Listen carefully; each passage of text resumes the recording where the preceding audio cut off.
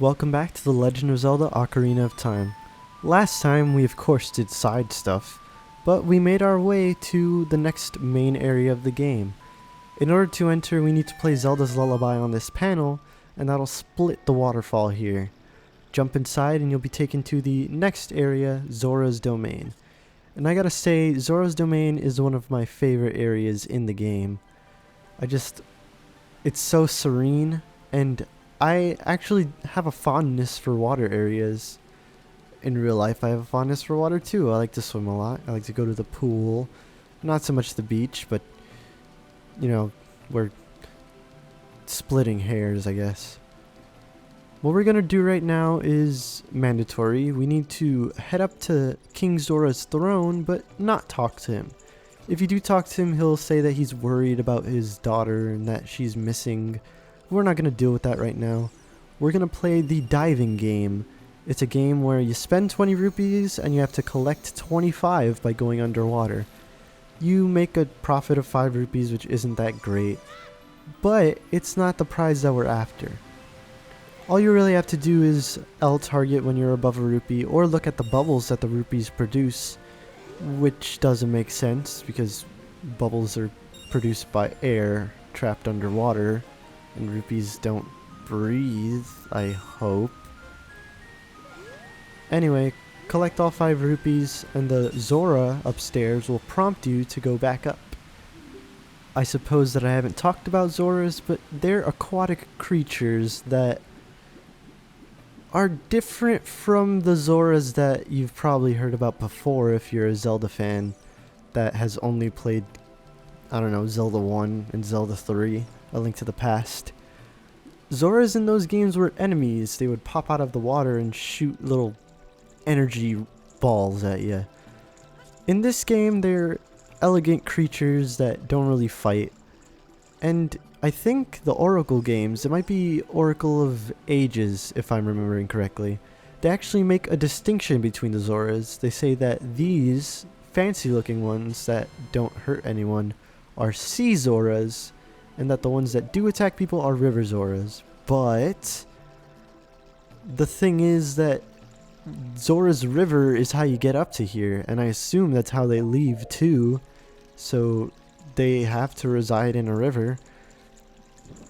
Doesn't really make sense to me, that distinction that they made. I guess that's just for the Zoras of the Oracle games, whichever area it was, Holodrum or Labrinia or whatever it was called. What we have to do right now is take a torch, or a lit Deku stick rather, to light up the torches all around Zora's domain, just like we did in the Goron City, taking a torch from the leader's room. This time we'll just straight up get a piece of heart, no roulette minigame to play. The item that we got from the minigame that we played previously was the silver scale. It's an item that allows us to dive deeper underwater. If you noticed before, Link, whenever he dives, there would be a counter where the A button icon is. It says dive right now, but if you press the A button, it'll say 3, 2, 1, and then Link will come back up as quickly as he can. With the silver scale, instead of saying 3, 2, 1, it starts at 6. So you can dive for a bit longer, and that's required in order to get the next item to progress with the game. I don't know why I'm not spoiling what the item is, because we're about to see it. This little path can only be taken if you have the silver scale, and if you do take it, you end up in Lake Hylia, another freshwater area where Zoras reside. If you look down, Navi will say something about it, but I don't care about what Navi says. It's an empty bottle that isn't empty. There's a letter inside of it. The letter says something akin to, "I've been stuck inside of Jabu Jabu. Help save me, Princess Ruto." Princess Ruto being the princess of the Zoras that the king is complaining about. These scarecrows here are pretty important. Banuru, we have to teach him a song of our own creation, and what I like to do is I just like to spam the X and Y buttons, which I have mapped to C left and C right. And if you teach him that song, we can make use of it later, but as you can see here, it's the Scarecrows Song. His buddy Pierre over there will help us out whenever we play it. But not right now, at a later point. What we're going to do now is go fishing. There's a fishing hole here, and it costs 20 rupees to play, but if you get a big fish, then you'll get a special prize. This guy right here does not have a lot of customers. I'm pretty sure we're his only one. So we're going to make him happy and fish. The biggest fish that I know of at this point is around the middle of the lake. You want to kind of walk around it and look for a log sticking out of the water. You see up to go into first person view to get a better angle, and then press the B button to throw your fishing line. If you wiggle the stick around, then it'll entice fish. If you press down and A, it'll hook the fish on, but that wasn't the fish I wanted, so we're not going to deal with it right now. You can actually lock onto fish, but I don't find it very useful. I prefer to just do it by the eye, I suppose. Usually the fish are pretty good about wanting to catch your lure, but I'm not having as much luck as usual here. Actually catching the fish isn't that arduous of a process in my opinion. The way that I do it is I kind of hold down the R and A buttons, which make you reel faster, and I wiggle the stick around. Keep it in the direction of whichever direction that the fish itself is moving in. I find it harder in the 3DS version for some reason. I don't know, I find that the fish get away more easily, and they don't jump as much in this version either. If the fish jumps out of the water, you want to stop reeling for a second, otherwise he'll be able to pull on the lure, and there is actually a danger of breaking the lure, and I don't think that causes that much of a problem. You might have to buy a new fishing rod or rent a new fishing rod, but it's not that big of a deal. It's only 20 rupees, although I am pretty low on rupees right now. Once the fish starts flapping out of the water, all you need to do is pull him onto land and he'll just be dragged towards you. It's as big as Link, but it's only 10 pounds. 10 pounds is what we were going for though, so all we have to do is go back and talk to the guy and tell him to weigh our fish. If you talk to him, you can say a couple things. You can ask him to weigh the fish, you can ask him about some fishing tips, and you could also say that you want to quit. You can't leave the area with fishing rod in hand, so you're gonna have to say that you want to quit in order to leave the area. Right now I only have 8 rupees, and I need a little more. Luckily there's some rupees in the water, although I probably should have gone and chopped down some bushes to get rupees. I think it would have been a little bit faster. But the reason we need rupees is kind of important to the Skulltula item that we got last time. It was the Shard of Agony, which vibrates whenever you're near a secret. I don't have vibration on my controller, but I pretty much know where the secret is, so I don't need it on. If you're, for some reason, playing along on an actual Nintendo 64, you need to have the Rumble Pack in order for the item to work. But if you're playing along anyway, you don't need the item at all because I know exactly where the secret is. Now that I have 10 rupees, I can go to where the secret grotto is. It's a grotto underground, and it's actually right outside, so it's not that far of a trek. Problem is, Kaporigabora is there, and he is going to scold us for being in this area at this time. He'll complain at you saying like, this isn't where you're supposed to be, this is Lake Hylia, not Zora's domain, go to Zora's domain. It's not that bad of a scolding, honestly. I'm pretty sure you can skip his dialogue here. You want to place a bomb right here, and thanks to the bomb's big radius, even if you're off a little, you'll still open the hole. Thanks to Kaporagibora's big radius, you won't be able to get into the hole without talking to him. Inside of the hole is a business scrub, and this is a business scrub that's pretty important and pretty cheap when it comes to buying stuff from him. I mean that his items aren't very expensive. And by items, I mean piece of heart. By not very expensive, I mean it costs 10 rupees. Which is very nice. It's pretty much a freebie, honestly. Something that I neglect to mention a lot, and I keep trying to remind myself to say it, but I don't, is that when you're in water, you can press the B button rapidly and you'll swim faster. The way I learned that is gonna be shown to us later. I'm not gonna say it because it's kind of spoilery. But that thing up there was a P-hat. P-hats are very dangerous enemies. They can kill you pretty quickly. And they spawn little P-hat babies which will chase you. There's actually one chasing me right now. The best way to deal with them is to just avoid them, in my opinion. If you try to take out the little P-hats, then the big one will eventually reach you, and you won't have that good of a time. Although if you want to kill it, blocking is very, very smart. Usually his blades will bounce off of your shield, and in order to kill him you need to get under him and stab his little weird nub thing that he has underneath him. Anyway, I'm going to a different area for now to get some extra stuff, the Gerudo Valley. This place has awesome music, but we're not going to be hearing it for very long because I'm not going to be here for very long. My goal is to use this cuckoo over here to grab some extra stuff. And this cuckoo is actually going to obey me. I've mastered the art of beast mastery, and thus I may fly with my cuckoo. You want to go for that area with the box. There's another area closer that has a rock. You can see it to the left, but it's actually not important at all, I don't think.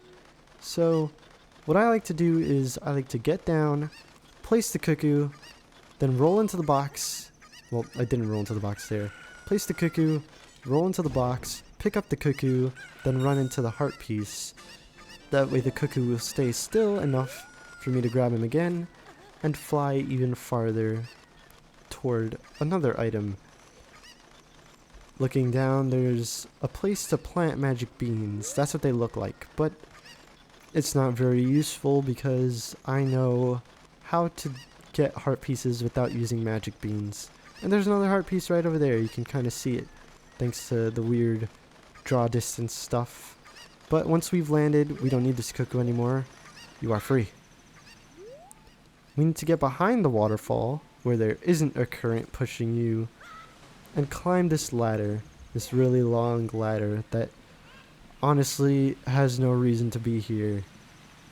If the magic bean is what brings you up here, I don't know because I don't use magic beans ever. Except, actually, that's a lie. I use it like twice.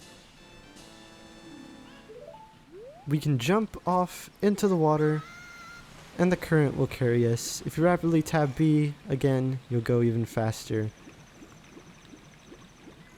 The way that this water takes us is, if you look at the map, like the big map of Hyrule, then you'll see that it actually takes us back to Lake Hylia. That's something to talk about actually. The map of Hyrule I really like. It's not very accurate. I'm not talking about that mini map, by the way. I'm talking about the big map in the pause screen. It doesn't show you exactly where Link is, I don't think. It shows you what area he's in. Like if he's in Hyrule Field, there'll just be Link's head in Hyrule Field. If he's in Lon Lon Ranch, same thing. If you're in, you know, Hyrule Castle, whatever, same thing. The thing that I like about it is that when you're starting off in the Kokiri Forest, it's actually clouded for the most part. The only part that isn't shrouded in fog, I guess, is the Kokiri Forest, which is the only place that you've been at this point. As you progress through the game, the map opens up a bit more, which is kinda useful. Actually, it really isn't. The map that on that screen isn't useful at all to me, but I like that.